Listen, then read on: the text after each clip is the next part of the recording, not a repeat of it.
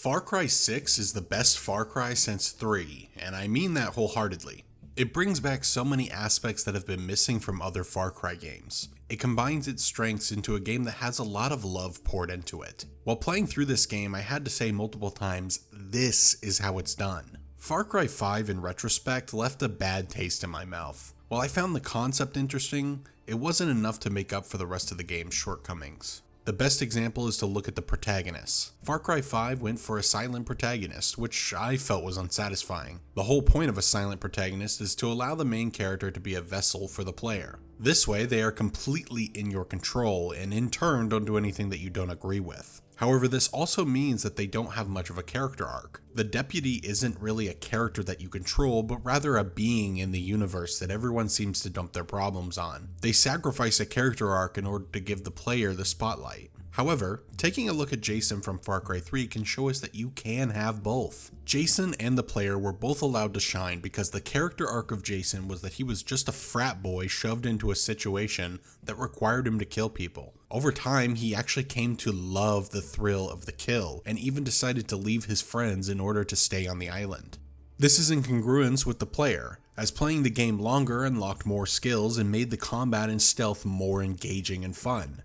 Instead of taking out enemies in an efficient way, you can find yourself starting to toy with the pirates stationed at the outposts around Rook Island. It was a character designed to grow with the player and create a similar journey for both of them. While Dani in Far Cry 6 isn't as analogous to the player as Jason was, Dani is a step in the right direction. In some ways, she can be even better than Jason. Most notably, she's actually a likable character. There are a lot of things about Dani's character that make me enjoy her. For one, they made her quite endearing. She will say and do things that are lighthearted and fun. These are usually just small things, but making her character feel so human in a way that no Far Cry protagonist has. She will call Chorizo a good boy. That's a good boy. She'll sing to Livin' La Vida Loca in the car, and she becomes a bumbling mess when drunk. They do in a way address the ludonarrative dissonance at play here with a conversation between Juan and Dani. She basically admits that the whole guerrilla thing is just an adrenaline high for her. While she does believe in the cause, she is participating for mostly selfish reasons of fulfillment. While not as grounded and transformative as Jason's arc, Dani is here for the same reason we are, to make Yara our playground of destruction. You want this. You're a guerrilla. And for a guerrilla, the shit my pants rush of an ambush, the smell of sulfur burning your nostrils, it's fun. Speaking of Yara, this might be my favorite Far Cry location to date.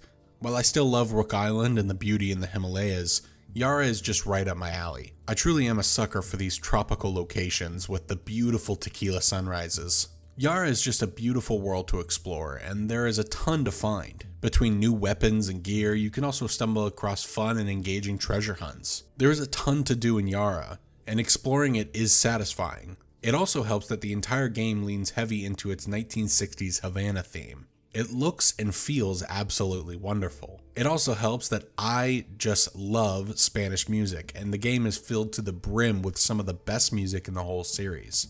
Seriously great stuff. It's nice to see Far Cry lean into its theme a little more with the revolver weapons. These are some of the most fun weapons to use due to their unique characteristics. My personal favorite is the Gatling gun made from an engine. It feels like something that a crazy person like Juan would whip up in order to fight El Presidente. It genuinely looks and feels unique from the more traditional arsenal that is present throughout the rest of the game. This goes for almost all the revolver weapons. A CD launcher that plays the Macarena, a handheld shotgun that is paired with a shield, a silent nail gun. All these choices reinforce the identity of Libertad and highlight their resourcefulness. There is a lot to love about Far Cry 6, and it takes so many steps in the right direction. It has clear themes and ideals and built a lot of aspects of the game around that. To me, it's clearly the best game since Far Cry 3. Say the line, Bart!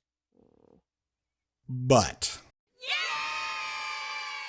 all of Far Cry 6's strengths cannot make up for the burnout surrounding this game's formula. While Far Cry 6 outposts are fantastic in their individual design, the concept of clearing out a map bit by bit has gotten stale since 2012, when Far Cry 3 popularized the design. There is a clear disparity in quality between the outposts of Far Cry 3 and the new ones in Far Cry 6. There is more verticality, more enemy types, and more alarm systems. They are bigger and more complex in every category. However, they don't necessarily facilitate more interesting gameplay. The process hasn't changed a bit. You approach the outpost, pull out your camera to scan enemies, sneak in and disable alarms, either stealth kill or go in guns blazing. Even though there are so many more systems at play, the fundamentals are still the same. While there are a decent amount of cool things to do and see, I often found myself falling into old patterns of clearing outposts, checkpoints, and AA cannons. While I do enjoy these things, they just often feel like a checklist. This stems from the fact that the game doesn't really encourage you to explore or experiment. At pretty much every base, there's a character with a big exclamation point above their head, indicating that they have information for you. They will speak vaguely about an AA cannon nearby, or point out a treasure hunt activity. This really cuts down on discovery for the player. Some of the best moments in Far Cry 6 happen when I would stumble upon something and have to clear it out. Or when I would be speeding in a car to the next story mission and accidentally drive straight into a checkpoint. The tires on my car would pop and I would be forced to exit my vehicle and take out the soldiers stationed there. Or the times where I'd be looking for weapon and gear cases and end up finding a treasure hunt quest that sent me into an odd cavern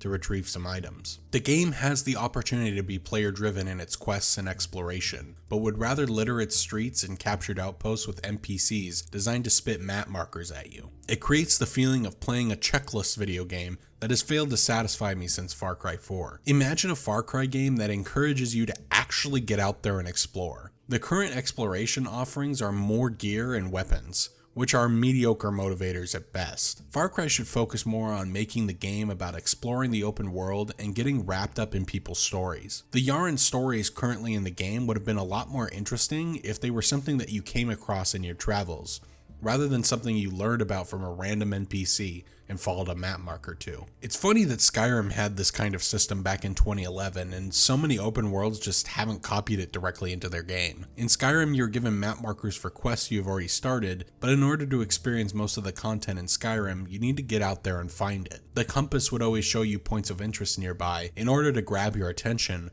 but they would only appear when you were already close to them. It felt like you were the one filling out your map, not NPCs at camps. If Far Cry was to make a game more focused on player exploration and making more fun and interactive ways to explore the world, these games would be a lot less monotonous and more rewarding. They need more varied and widespread use for the grappling hook, more things to find and see in the open world, and more stories and situations to engage in that aren't marked on your map. This series needs a shakeup and an evolution. The boring traversal mechanics mixed with a map that is traversed out of a feeling of obligation rather than genuine discovery, mixed with gameplay that has only seen minor improvements since 2012, brings down a game that has a ton of heart. I hate to see that work on the character and identity side go to waste on a formula that feels stale, repetitive, and monotonous. Yeah, bicho. She makes you get up at like 4 in the morning and do push-ups. What? Yeah, 1,000. If you stop, her buddy Juan shaves your ass and spanks you. And if you puke, they make you do math.